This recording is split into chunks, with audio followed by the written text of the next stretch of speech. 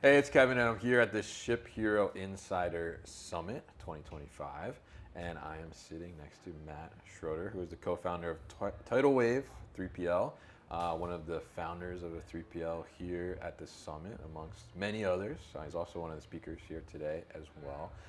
So, Matt, it's good to see you, first off. Good to see you too. Thanks for having me How's on. it going at the summit? Great. A lot of really great speakers, really interesting stuff in the works with ShipHero.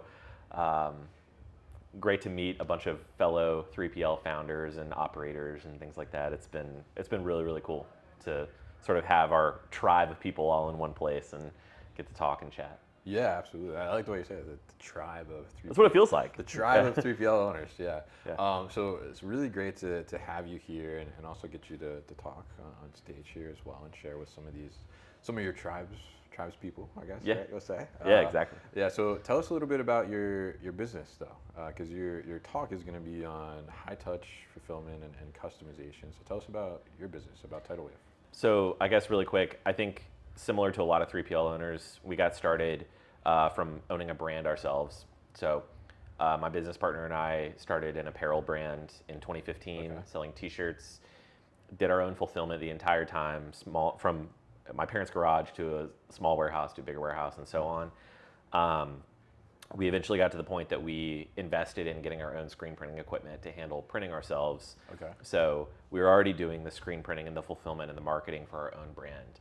And then COVID, we sold in a lot of retail stores. COVID threw a wrench in a lot of our retail retail purchases. So, hey, we need to subsidize some of this lost revenue. Maybe we can start offering screen printing as a service, warehousing and logistics as a service.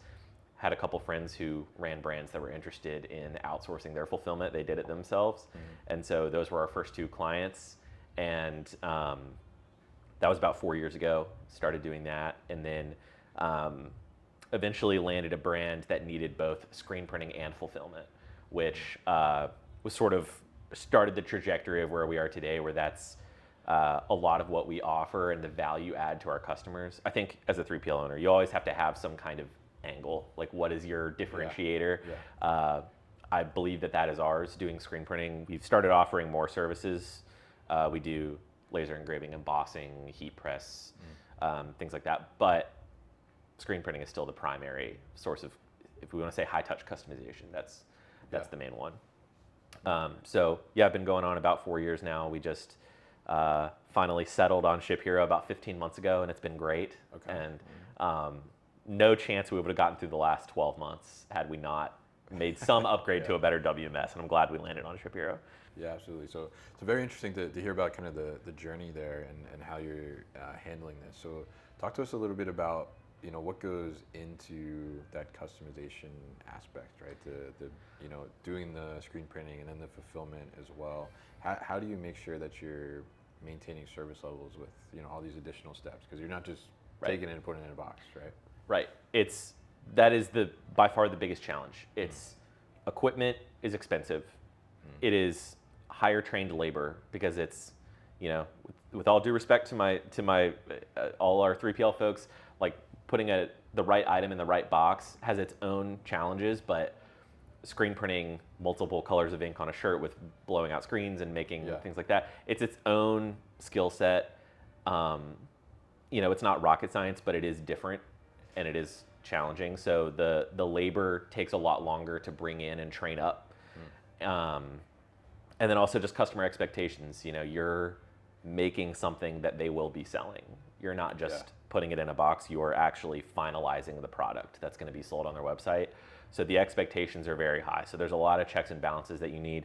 Clear communication with every person involved in the process, from the person who's setting up the screens to the person who's sending the quotes to the person who's ordering the blanks, doing the printing, handing it off to the 3PL account manager. Like, all of those things are very, they just need to be accurate at every step of the way. And so we've had to build our own internal processes to make sure that does happen. But the good news is, with clients like this, is it's not extremely common to offer both screen printing and fulfillment. It's not the biggest need in the world either, but when a client does need both of those things, they tend to be very sticky because there's just not too many folks that offer it. So we try to be the best at both, and we're coming along. So. All right, very good to hear. And it's interesting because you started doing the screen printing like for yourself, right? Yeah. Whereas maybe some 3PLs, they may say like, oh, maybe we'll add some customization like as another service like down the road as they continue to evolve. So what kind of advice would you give a 3PL looking to maybe add some, whether it's screen printing or engraving or something of that nature, looking to add as additional services to their portfolio, basically? I think, it's a chicken or the egg situation. It's hard to justify getting into it without the volume, knowing is on the other side. But it's also hard to say yes to something if you've never done it and you don't know if you are going to knock it out of the park. Yeah. So that's always the hardest thing that, we've had instances where somebody's asked us to do something and we have never done it before, and we kind of just have to be candid with them and say, we're going to figure this out. Like, if you trust us to sort of like go through a period of learning and trial and error and stuff like that, we will figure it out, or we'll be honest with you if we can't. We had a client who wanted us to emboss some of these books with like it's like mothers buying it in regards to their children. It's like a name on the book, basically. Okay. There is no machine to do that. It's one-off names. You have to literally use a brass letter set and like slide them into this little slot and just use a pneumatic press to stamp it onto the book.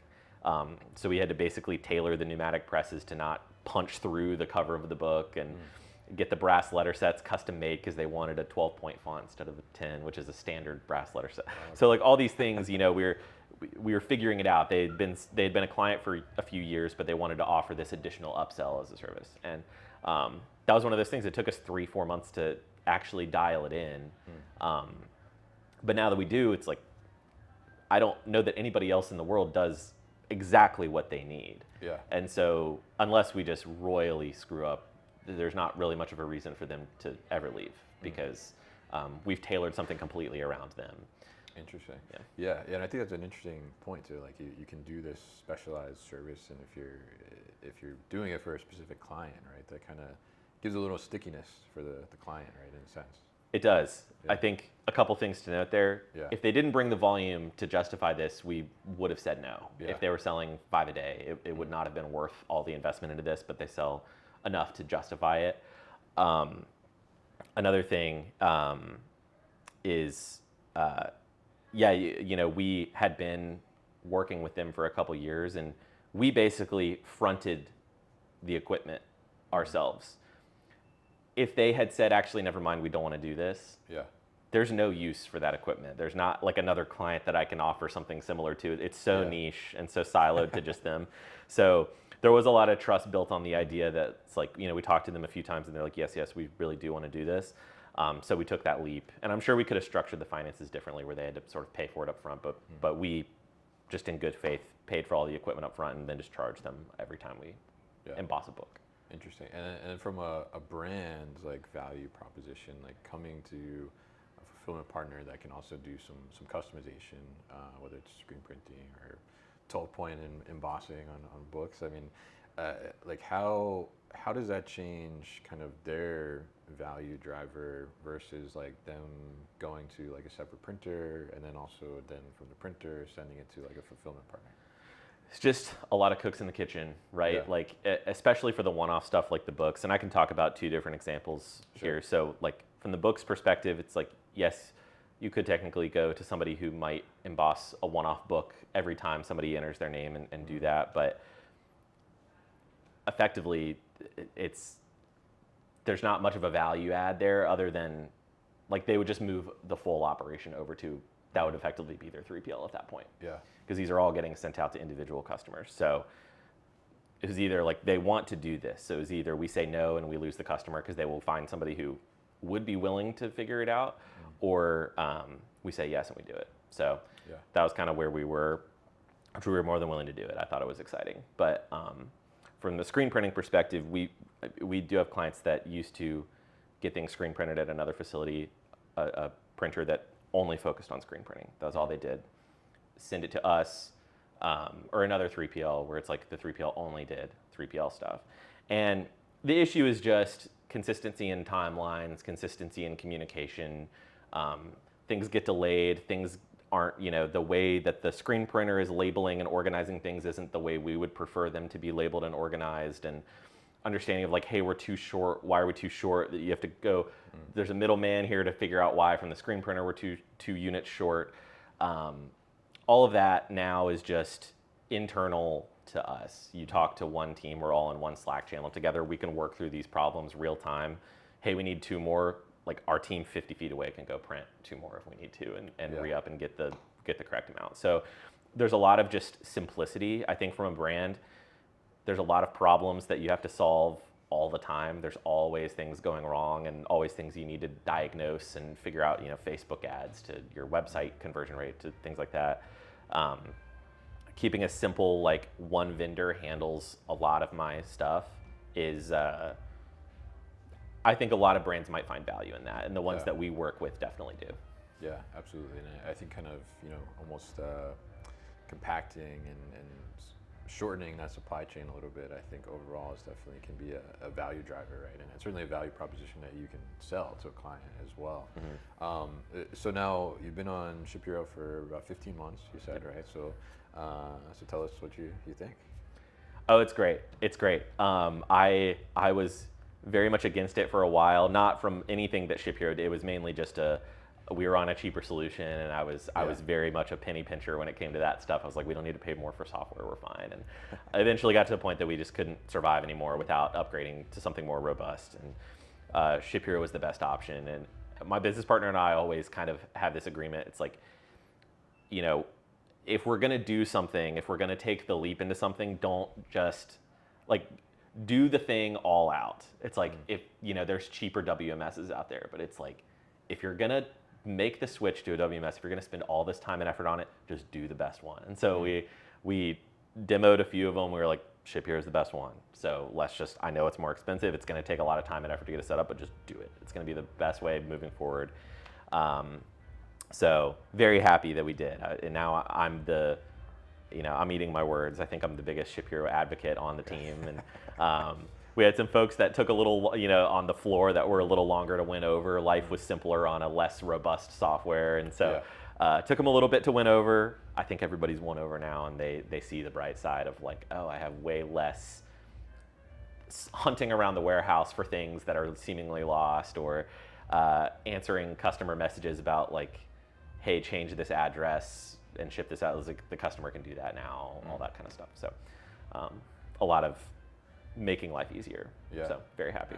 And that's what you want, right? That's what you want. There's enough problems out there. It's like reducing problems is always a good thing. So fantastic to talk to you and learn about customization and on the 3PL side, and how you kind of navigated your business and the way you've added these services and intertwined them into your value prop for clients.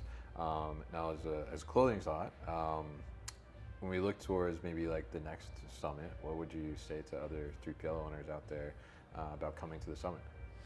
I think if you have the availability to come, you definitely should, and if you don't, you need to work hard to try to make the availability to come. I think it's great at a bare minimum just to meet other 3PL owners. I've talked to several already, and just the learnings of how different people operate and things like that. It's just so neat to just talk to other people in the industry. It's kind of a niche industry, so it's hard to talk about work to people that aren't in this industry. It's hard to find any relatable things that it's like you can talk to people about. So it's great. And of course, just learning about what ShipHero is doing and best practices in the industry is always great too. So if you're thinking about coming next year, you definitely should. All right, fantastic. And it was a pleasure to talk to you here, Matt. Thanks for sitting down with me and sharing a little bit more about Tidal Wave and your experience at the summit as well. Absolutely. Thanks so much.